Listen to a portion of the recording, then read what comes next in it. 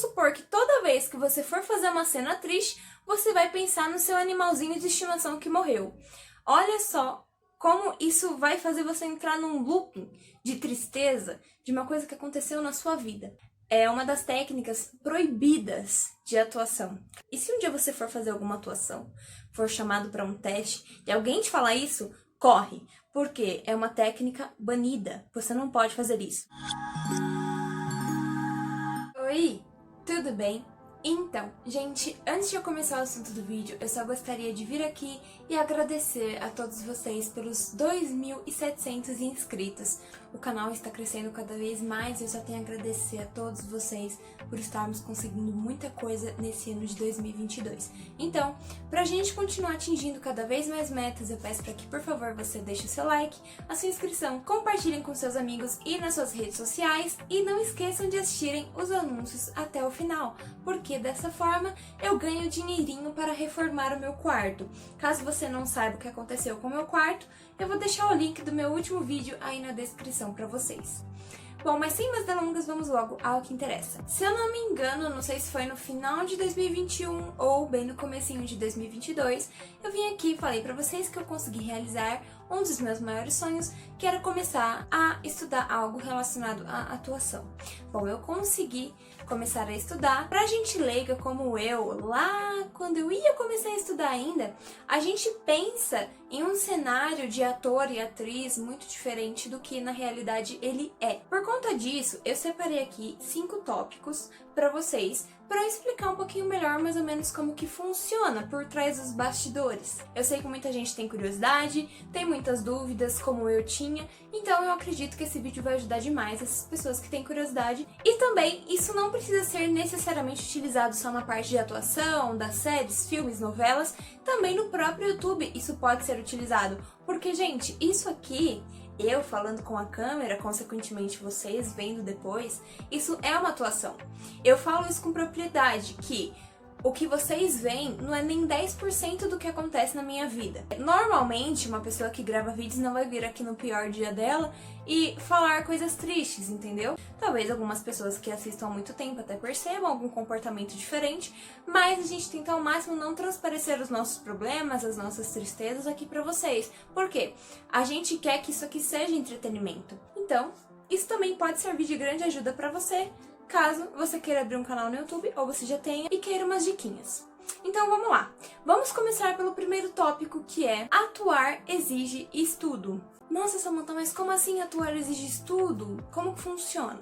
Bom, gente, para pessoas leigas, a gente para e pensa, nossa, aquele ator deve ter lido centenas de vezes aquele texto e ele está mostrando agora, né, o resultado final nesse filme, nessa série que a gente está assistindo.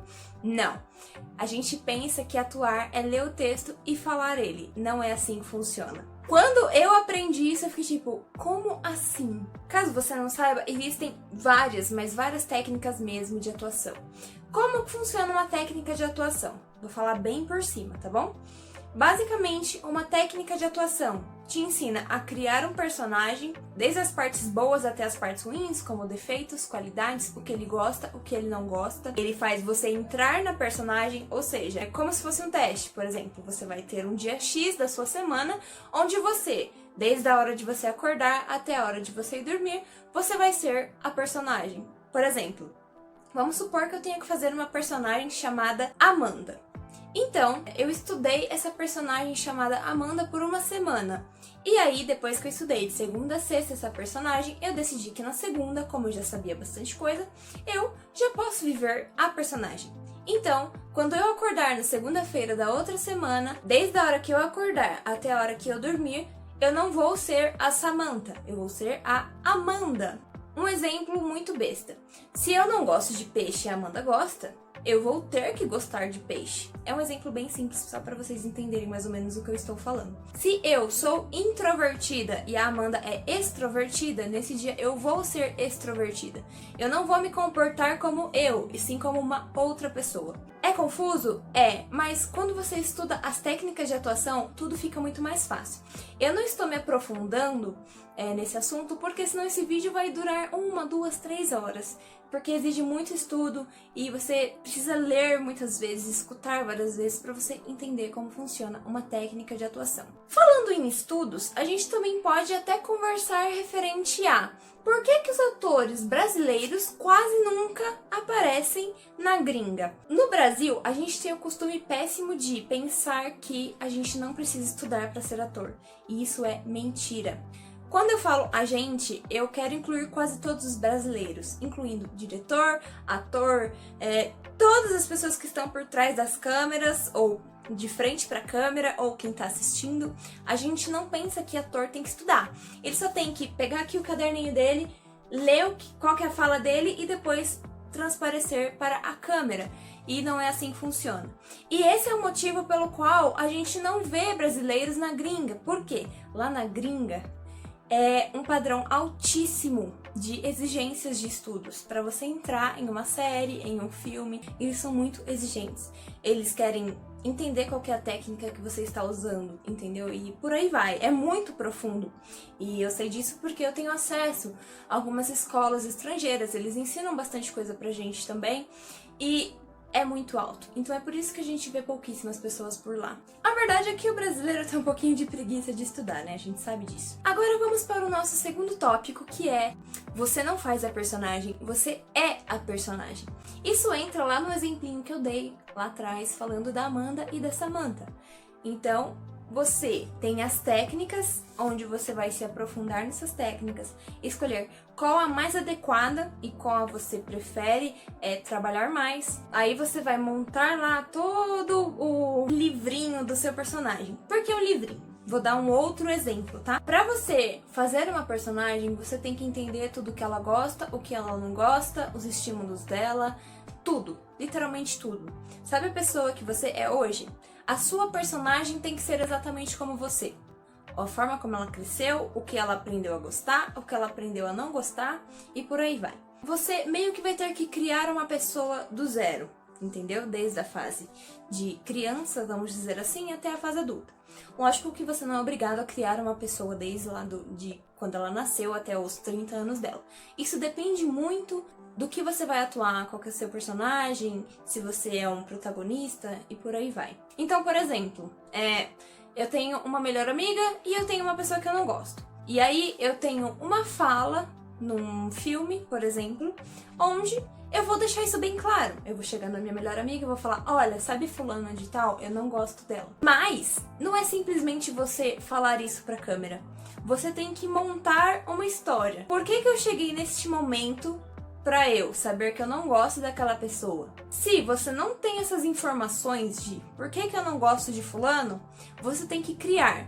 Mas você tem que criar de uma forma que fique condizente com o seu personagem, a sua fala, as coisas que você tem que fazer atuando. Então vamos supor que te deram um motivo. Ah, eu não gosto de fulana porque, sei lá, ela roubou o meu diário e leu tudo que eu escrevi. Vamos supor que deram isso no seu roteiro, então você sabe o motivo. Mas, e se você não sabe o motivo, mas você só sabe que não gosta dessa fulana? Você tem que inventar alguma coisa. Então, por exemplo, já que não me deram informação, eu não gosto de fulana porque quando a gente estava lá na 5ª série, no ensino fundamental, ela fazia bullying comigo. Entendeu como que funciona? Se você não tem informação, você tem que criar ela. E outra coisa, a gente tem comportamentos e a personagem também tem comportamentos. E então, quando você está atuando, você tem que mostrar isso também. Você tem que ter esses gestos. Eu não sei se vocês estão entendendo o que eu tô falando, mas eu espero que sim. Se vocês tiverem qualquer dúvida, deixem nos comentários que eu respondo. Vamos para o tópico 3 e o tópico mais polêmico que eu escolhi aqui para falar neste vídeo, que é: não se usa suas emoções para reproduzir as emoções da personagem. Provavelmente vocês já escutaram por aí, tipo, quando você tiver que fazer uma cena triste, ou quando fulano for fazer a cena triste, você pensa na pior coisa que já aconteceu na sua vida e aí isso vai te induzir a chorar. Nunca façam isso na vida de vocês, caso vocês queiram atuar. Agora você deve estar falando: como assim, Samantha? Como que eu vou chorar se eu não tenho motivo pra chorar?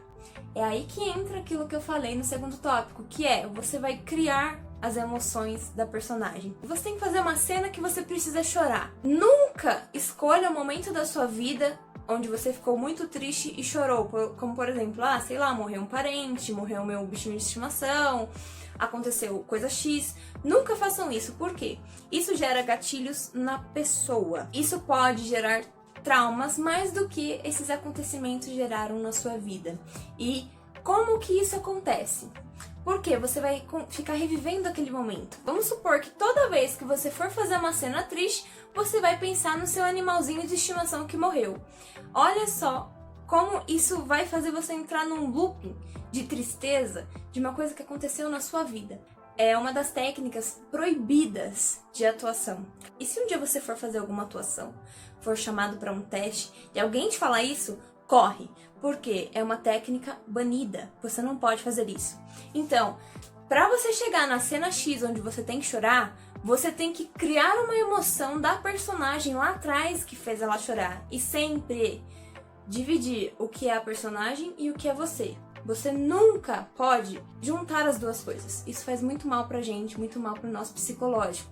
Tanto é que muitos atores que foram ensinados a chorar de acordo com algo que aconteceu na vida deles, eles têm traumas, têm problemas psicológicos e precisam de ajuda profissional para superar isso depois. Tópico 4. O trabalho de um ator é instável. Quando eu falo instável, é do mercado de trabalho mesmo. Porque, normalmente, as pessoas têm o objetivo de entrar em alguma empresa onde elas tenham um emprego estável e que elas sabem que pode contar ali com aquele salário fixo todo mês para ela realizar o sonho de comprar casa, um carro, pagar as contas, enfim. O trabalho de um ator, ele nunca vai ser estável como um trabalho comum. Posso dar o próprio exemplo de uma novela ou de um filme. Eles têm um tempo de duração. Vamos supor que para gravar um filme a gente levou 1 ano para gravar todas as cenas do filme, editar, fazer todas as edições finais e deixar ele prontíssimo. Você vai ter ali todo o seu cachê, todo o dinheiro que foi prometido no seu contrato, mas depois que acabar aquilo, já era, acabou. Você não vai ter a sua carteira de trabalho assinada por 5, 10 anos, como normalmente uma pessoa gostaria de procurar em uma empresa comum. Então você pode ter contratos de 1 ano, de 2 anos, ou até como, por exemplo, da Ellen Pompeo, que faz a Meredith em Grey's Anatomy, que já tá, sei lá quantos anos em Grey's Anatomy, nem lembro quando que começou. É muito difícil você encontrar algum job dessa forma, que você vai ficar anos e anos atuando aquele personagem. Normalmente, como que os atores se sustentam? Primeiro, tentando fazer comerciais ou algo à parte. Segundo, filmes, séries, novelas.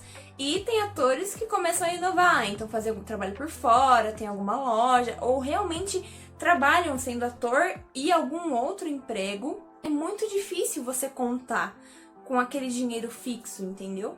Então, se você não gosta de instabilidade, já sugiro que você não siga a carreira de ator ou atriz, porque é instável demais. Assim como o próprio YouTube, tá, gente? Tem gente que fala, nossa, deve ser muito fácil ser youtuber, você ganha rios de dólares e tá tudo certo. Não, você ganha dólares de acordo com que você grava vídeos, as pessoas clicam, assistem o anúncio e várias outras métricas. Você nunca vai conseguir ter um salário certo no YouTube. Você pode ganhar em um dia 100 dólares, no outro você pode ganhar 500, no outro você pode ganhar 50. Tudo isso depende de muita coisa. E vamos para o quinto e último tópico que eu separei para vocês, que é network. Para você tentar manter a sua carreira menos instável, você tem que contar muito com a ajuda do network. O que é network, Samantha? Dando um exemplo muito simples, é basicamente quando você tem um coleguinha que trabalha em empresa X e você fala assim pra ele, fulano, me indica lá no seu trampo, porque eu tô precisando de um emprego. E o fulano vai chegar lá no chefe dele e vai falar assim, conheço uma pessoa que cairia muito bem nesse cargo, ela adora trabalhar disso. Então, ele vai falar coisas boas sobre você pro chefe, aí ele pode ou não querer fazer uma entrevista com você. Mas isso já te adianta um bom caminho. Esse é o network. E todos os atores, gente, sem exceção, precisam de network para conseguir sobreviver nesse mercado. Então, como que eu crio um bom network? Gente, muitos contatos. sempre conheça muitas pessoas, conversem com muitas pessoas, principalmente você estar estudando sobre atuação já te abre uma grande porta para você conhecer muitas pessoas. Isso já é meio que um acordo entre os atores e atrizes, então a gente nem precisa chegar e falar isso, falar dessa forma, tipo, ó, vamos fazer um combinado? Não precisa. A gente já trabalha muito bem em equipe dessa forma, ninguém precisa fechar um acordo nem nada. Se alguém viu algum job, já manda lá no grupo onde a gente está e fala, olha gente, achei esse job, manda lá as coisas que precisa. Então, os atores e atrizes, pelo menos que eu conheço, né, a gente se ajuda demais e isso é muito importante, porque dessa forma você amplia a sua rede de pessoas conhecidas e muito provavelmente isso pode te abrir muitas portas para este ramo. Bom, gente, então é isso. Eu acho que eu separei, assim, um dos pontos principais dessa vida de ator e atriz. E se eu falei alguma coisa que ficou confusa, que pode ser que tenha ficado um pouquinho, por favor, deixe aí nos comentários que eu vou tentar responder de uma forma mais acessível para vocês entenderem. Porque quem realmente está fora desse ramo não vai entender nada do que eu tô falando aqui. Então, se você tiver dúvida, deixa aí nos comentários que eu respondo. Se vocês quiserem que eu me aprofunde mais em algum assunto relacionado a isso, também deixa aí nos comentários que eu gravo um vídeo pra vocês, gente. Por favor, deixem um like, se inscrevam no canal, compartilhem com seus amigos e nas suas redes sociais, assistam meus anúncios até o final. E é isso!